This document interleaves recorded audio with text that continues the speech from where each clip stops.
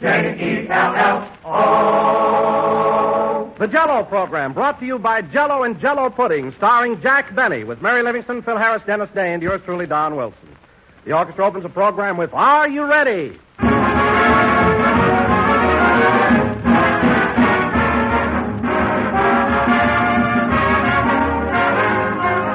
Ladies and gentlemen, have you a treat in store for you? What a grand surprise the moment you discover Jell-O's new locked-in flavor. Never until now has any gelatin dessert been able to bring you so much delightful goodness. Because up until now, gelatin desserts constantly faded in flavor while waiting to be used and brought you only a shadow of their original richness. But that's all been changed. Today, Jell-O's tempting, tantalizing flavor is locked right into the tiny Jell-O particles, where time can't get at it to steal it away. No matter how long Jell-O remains in the package, it retains its luscious flavor to the very last. Now, you be the judge. Open a package of Jell-O. Notice the absence of any heavy, fruity aroma, the usual sign of escaping flavor. Then dissolve Jell-O, and presto, there's your flavor, all of it, the full-strength flavor of Jell-O, as rich and vivid as the day it was locked into Jell-O's delicate crystal-like particles. So try Jell-O, now made better than ever by Jell-O's new locked-in process. The flavor never goes away. We put it in, and it's there to stay.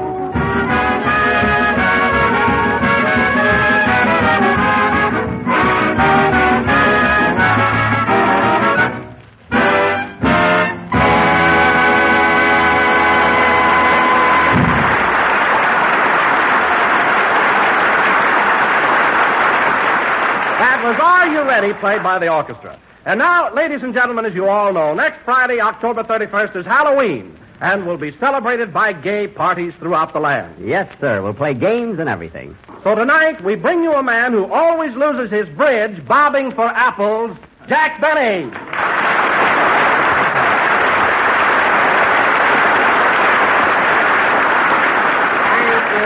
Thank you. Hello again. This is Jack Benny talking, and Don. That was a very funny introduction. Losing my bridge, bobbing for apples.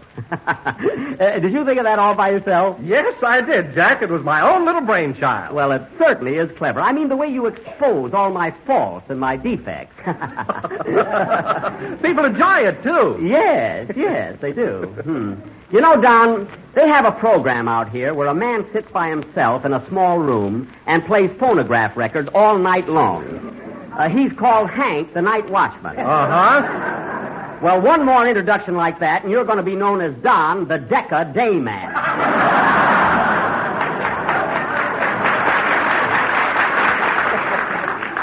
In other words, I don't want to set the world on fire. I just want to start a flame with your contract. By the way, Don, getting back to Halloween... Oh, hello, Mary. Hello, Jack. How are you? Getting back to Halloween... Oh, fine, thanks. Getting back to Halloween... You didn't have to answer me, you know. What's that for? Coming in so mad. What's the matter with you today? Well, you know that new usher they got at the reception desk, that tall, good-looking fellow? Yeah? When I came in just now, he winked at me. Oh, a fresh guy, huh? He's not going to take me out tonight. Well, I don't blame you. I asked him, but he's busy.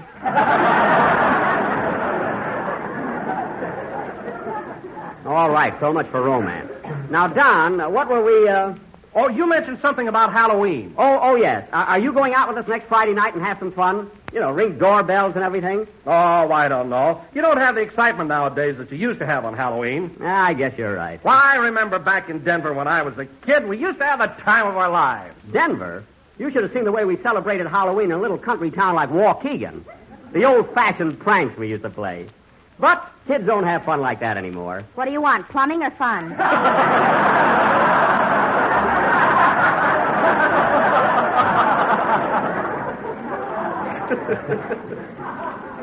Guys. Guys, Don, the things I used to do in those days. I'll never forget one Halloween. You know, I was a little boy then, and I took the chop suey sign off a Chinese restaurant and nailed it over the front door of our house. Oh, boy. Huh? The chop suey sign, huh? Was your father mad when he saw it? No, he just hung a tail on his derby and went into business.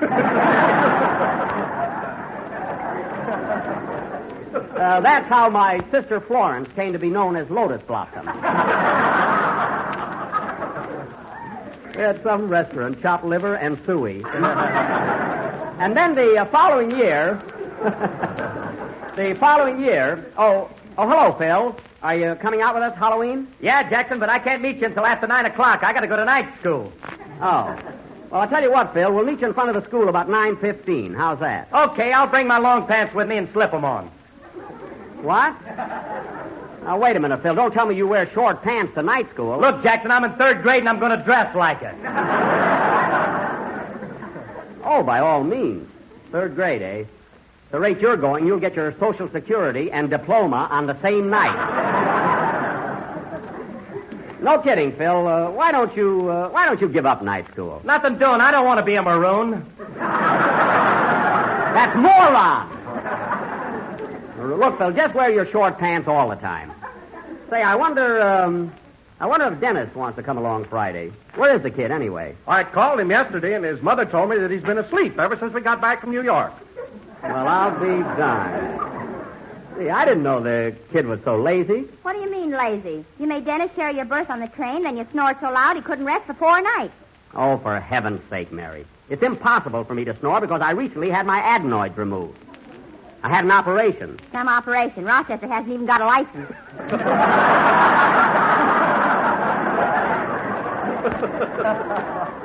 Oh, stop. You thought he couldn't build me a barbecue pit either. You should see it. Say, Don, speaking of our trip, I meant to ask you, is your wife still mad at me for putting you both in one berth? Well, I thought she was, Jack, but strangely enough, as I was leaving the house this morning, she handed me a cake. A cake? Yes, she baked it especially for you.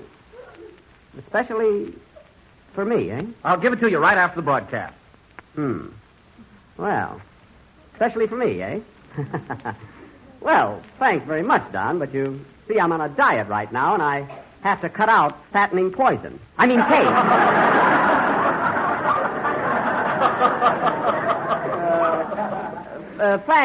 Thanks a lot, though. Huh? Oh, Jack, don't be silly. Mrs. Wilson wouldn't poison you. She's one of the nicest girls I ever met. Listen, Mary, I saw a show in New York called Arsenic and Old Lace, and 2 of the sweetest old ladies you ever laid your eyes on bumped off a dozen men. 12 of them. Yes, but they gave him elderberry wine. What you can do with wine, you can do with cake. I ain't eating it, sister. Oh, Jackson, don't act like a baby. All right, Phil, let's drop the cake and have a band number.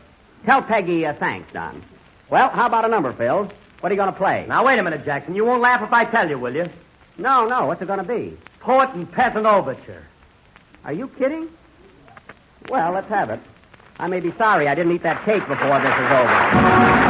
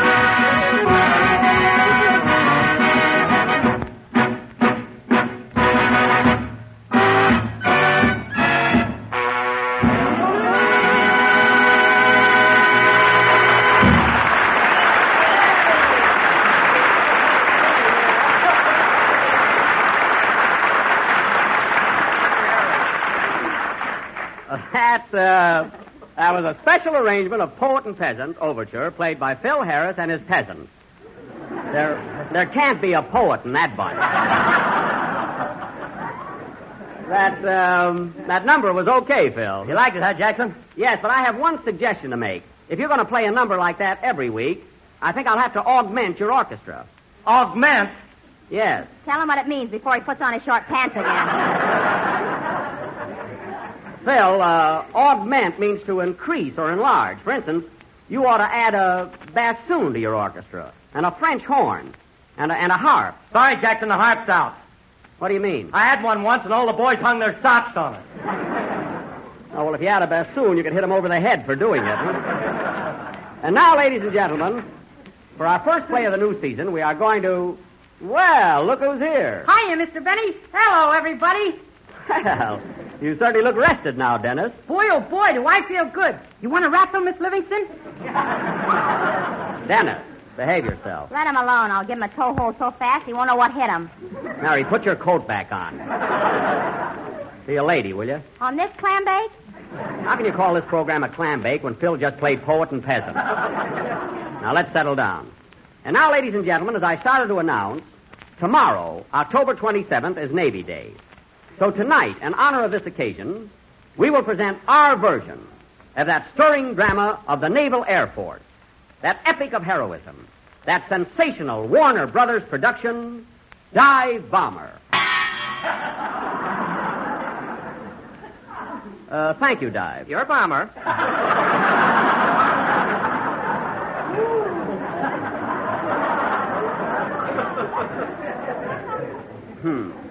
Now, in this sketch, I will play the part of the young flight surgeon as portrayed on the screen by dashing, daring Errol Flynn, which happens to be the most important role in the picture. Now, let's see. But, Jack, I saw the picture, and I thought that Fred McMurray, as the test pilot, had the most important part. Who? McMurray? Yes, he did some very heroic things. In fact, the audience applauded him the night I saw it. They did? Oh. Well, Phil, then you'll be Errol Flynn, and I'm going to be Fred McMurray. I'd never drop Flynn that fast. Never mind. Now, it's all set. Phil is Errol Flynn, I'm Fred McMurray, and Dennis, you're going to be Ralph Bellamy. Oh, boy, he had the best part of the whole darn picture. Who? Bellamy? Yeah, he was a great doctor, and the whole story was built around him. And what? Well, now, let's see. Phil, you're going to be Errol Flynn. That's settled. Dennis, you'll be Fred McMurray, and I'll be Ralph Bellamy. Yes, that'll work out fine. Now, let's see. Say, Jack. Yeah? If you ask me, Wayne Morris stole the whole picture. What? Who? Wayne Morris? Yeah, he was terrific. No kidding? Well, fellas, it's all settled. I'm going to be Wayne Morris. Yeah. Good. He wasn't even in the picture.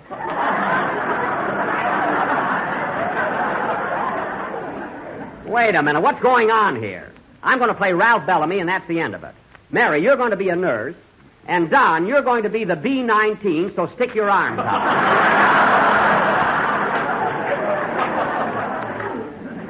And now, ladies and gentlemen, this play will go on immediately after a song by Dennis Day. Go ahead, Dennis. Hold it a minute. Come in. Oh, hello. Hello, Mr. Benny. Can I see you about that now? Yes, wait out in the hall. I'll be right with you. Excuse me, fellas. Say, that little boy looks familiar. Well, don't you recognize him, Don? That's the kid who was on the train with us last week. The one that said he was going to be a gag man for Bob Hope? Yeah, now Jack is trying to sign him up first. I'm going to open up the door and listen. Sure, kid. I know Bob Hope's a nice guy. But why do you want to work for him? In the first place, he's very tough to write for. What are you talking about? I can write 1,000 gags about his nose alone. You think that's something? Listen, kid, I've got rheumatism and flat feet. And you see this bridge? Yeah? Look, it comes out. Why, I'm a cinch to write for. Now, what do you say? Well, what's your offer? Now, listen, kid. You're young and you've got your health.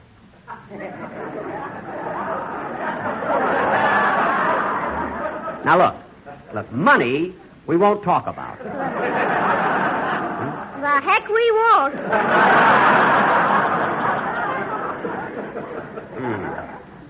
This kid's going to be tough, but he's clever. Now, look, son, by the way, what's your name? Barton. Belly laugh Barton.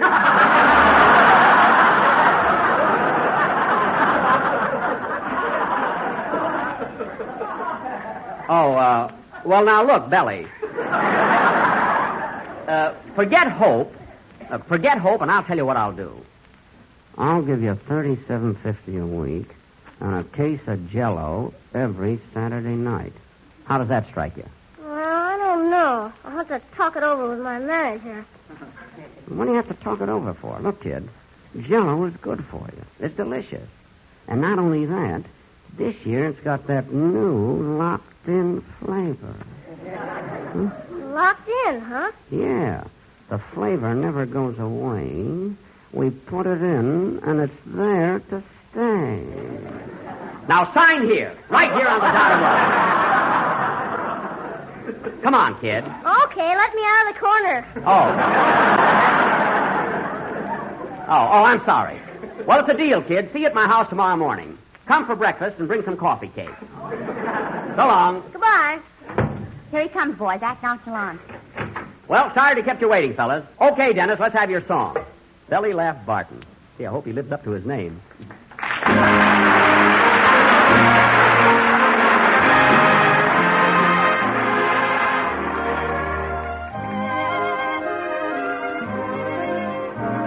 I don't want to set the world on fire. I just want to start a flame in your heart. In my heart I have but one desire, and that one is you. No other will do.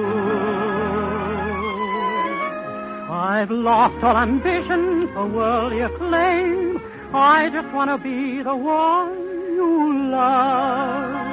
And with your admission that you feel the same, I'll have reached the goal I'm dreaming of. Believe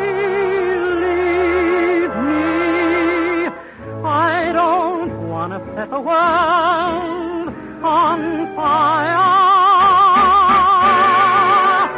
I just want to start a flame in your heart.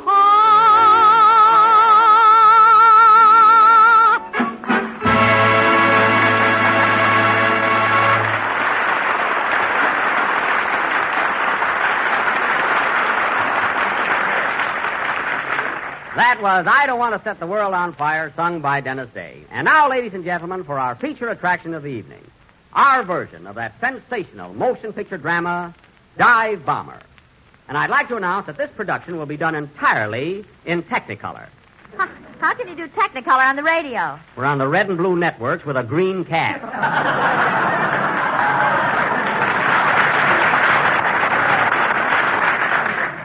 And Belly Laugh better do better than that one. Now, the opening scene is the laboratory of the famous flight surgeon, Dr. Bellamy, who at the moment is testing the reflexes of that ace aviator, Dennis McMurray. Curtain. Music.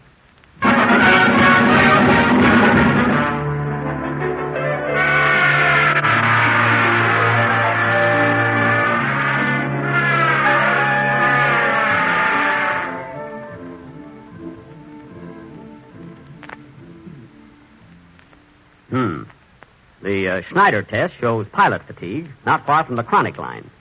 A oscillograph, negative. What does the Ralph from Saint-Saëns test show? What does it show, nurse? Pretty bad, Doctor. Look at this chart. I don't like it. This man's flying days are over. He's through. Washed up. You mean I'm not going to be an ace anymore?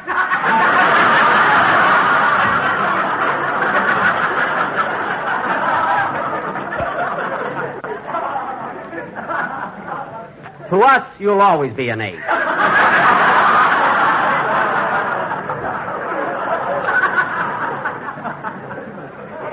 Now, Now, let's see. What else is there to check on this man? Why don't you test his knee, jerk? That's why don't you test his knee jerk? I did that already. Well, Lieutenant McMurray, I'm sorry, but there's nothing I can do. You're grounded. No, you can't do this to me. I belong in the air. I've given the best years of my life to aviation. When I black out, I want to be up there flying. Understand? Flying. I knew I should have taken that part.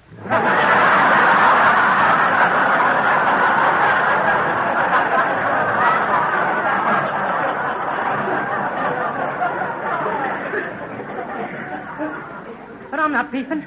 This had to come sooner or later. It's just tough to step out of the ring when the main event may be ready to start. It's tough, I tell you. It's tough. No, I had to be Ralph Bellamy, stand around like a dope.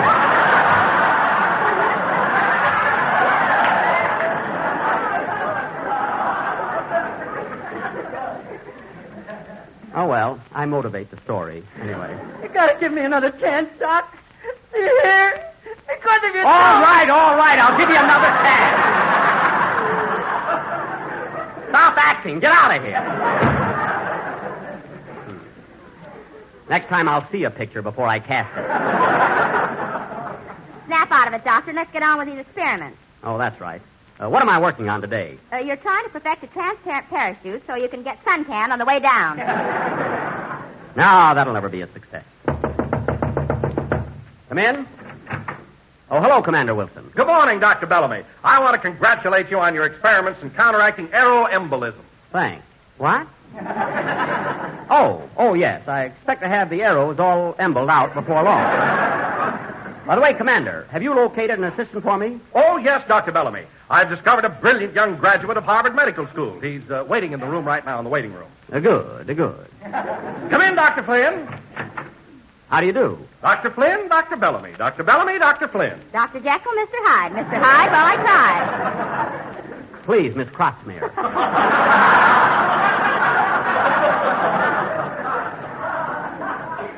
Please. Hey, she's not bad. I'm pleased to meet you, Dr. Flynn. So you're a Harvard man, eh? Yes, who's the tomato? Dr. Flynn, Commander Wilson tells me... Yes, I believe I have solved the problem of counteracting aeroembolism. Mm-hmm. For instance, why don't we make a bell? Well, Rubber, don't you... Pneumatic, inflated before the dive. But that would compress the upper part of the body and stop the blood from leaving the brain. It can't miss, I tell you, it can't miss. I had to be Bellamy.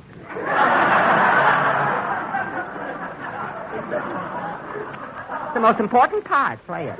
Oh, well. That's a brilliant thought, Dr. Flynn. You'll get a medal for this. Oh, I don't want a medal. I'm not doing this for any paltry reward from human beings. Consider it my contribution to the progress of aviation.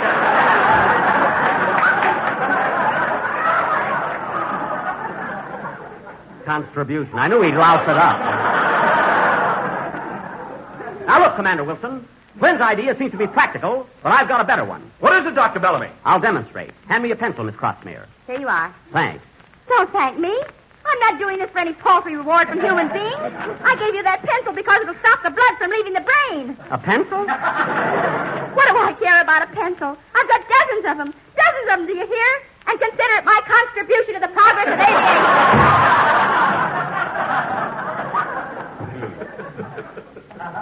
Even Krotzmere has a better part.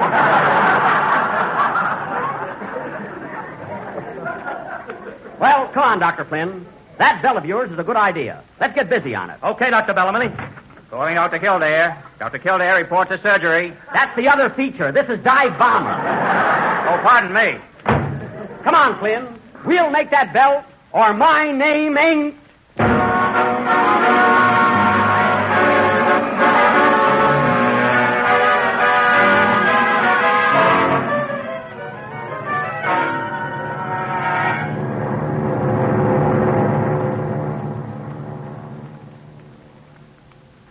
How high are we, McMurray? 26,000 feet and going up.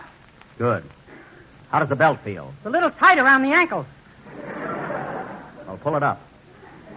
I tell you, Mac, this experiment is going to make me famous. Well, Dr. Flynn invented it. Why didn't you bring him along? Ouch! I'll twist your other wrist if you keep that up. How high are we now? 30,000 feet. You better put your oxygen mask on. I took it home. I'm going to wear it Halloween. But I feel pretty... Uh-oh. What's the matter, Doc? I don't know. I felt a little dizzy there for a second. But I'm all right. How high are we now? 31,000. 31,000, eh?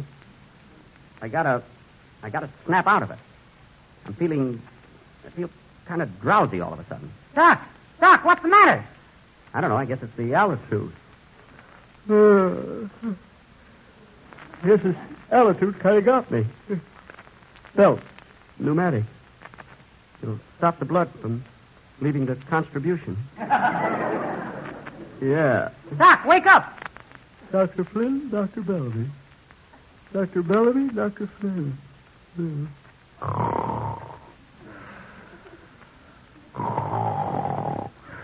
Well, here we go again.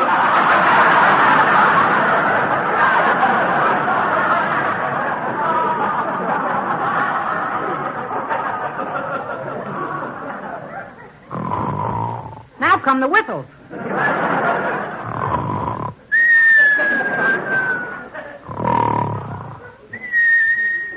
Gee, he looks so peaceful, I think I'll count sheep and join him. 1, 2, 3, 4. No, that's an eagle. 4, 5, 6, 7.